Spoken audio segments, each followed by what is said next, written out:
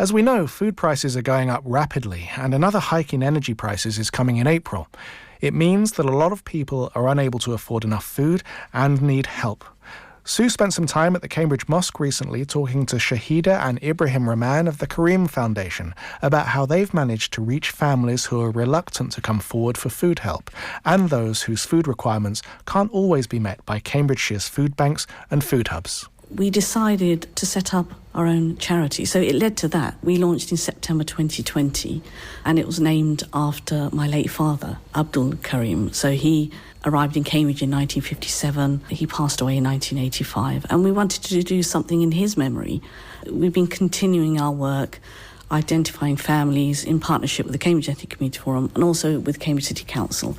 We've been working through third persons because what we found was people from ethnic minority backgrounds were very reluctant to come forward, felt ashamed of even asking for help. I don't think anyone wants to be in that position, but to actually go out and ask for help, that's really quite something for some people. So we've managed to work with a community support worker at Cambridge City Council. So we don't know who we're exactly helping because these people actually know us, so they don't want to be identified. So that's worked out really, really well. And the fact is that we've been able to help families. We can't see the families, but we've been able to help them knowing that the food support and also the fuel support. And now we're coming into April where we're going to see the prices of energy rising and we're expecting it's going to be even more busier where people are going to come forward for just help with food and fuel support. Families that we're helping, we are providing culturally appropriate food. So what we discovered with the city food banks in Cambridge, they cater for families, but sometimes these ethnic minority families don't like the food that are being served to them. So we discovered, okay, we need to do something. We need to help those communities who are not coming forward for that reason, because we've been able to provide culturally appropriate food like halal meat and chicken to Muslim families. So you mentioned halal foods, but also obviously there are other culturally appropriate foods that don't necessarily get into food banks too. Yes, so we are helping other communities, from those from Eastern European backgrounds, African origin as well, providing the food that they would normally eat. So we're helping all sorts of people. So we're not just particularly focusing on one community. And what we found is that just identifying people in that way, these invisible communities, we would say, for them to come forward through our community support worker, I think it's been absolutely amazing. I think one thing, we don't actually see who we're helping, knowing that they've actually received some food. I think that's been really amazing.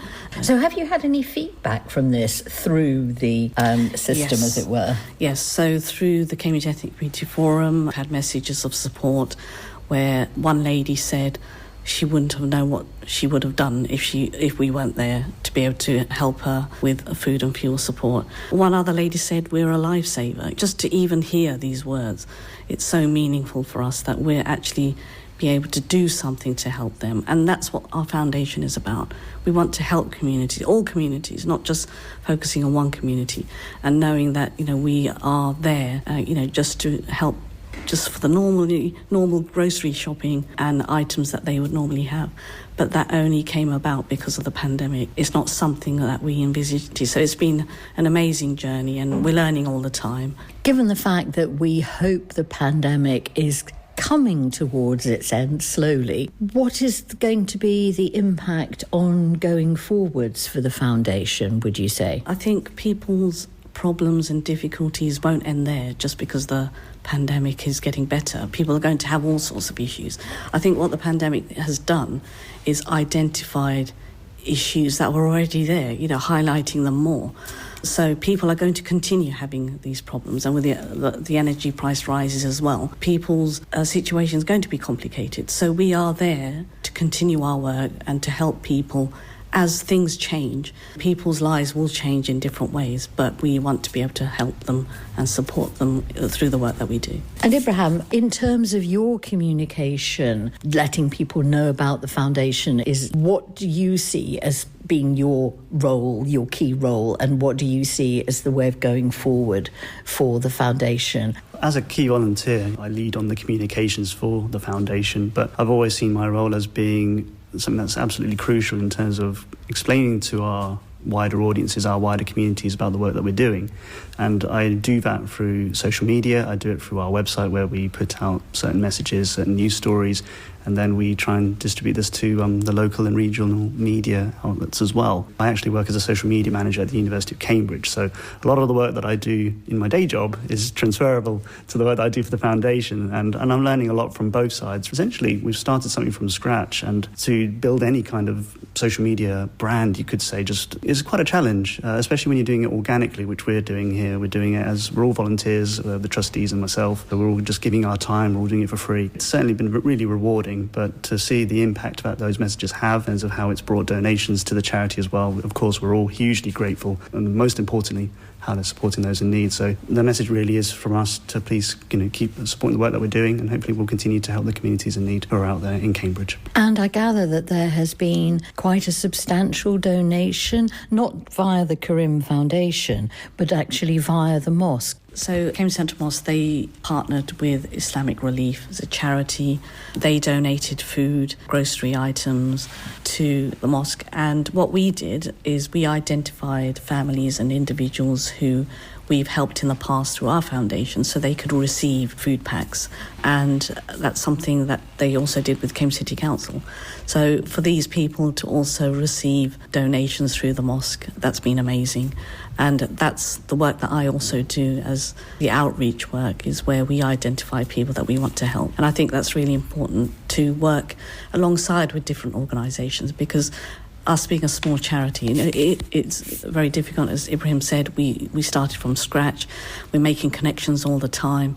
Every connection means some donation, however small it is, to continue to grow. So, and that's what we want to do. We want to help as many people as possible, and that is the ethos of our charity. We want to help people, for those who are vulnerable and those who are in dire need. So this recent donation of over 8 tons of food has been distributed through various sort of community hubs, I gather.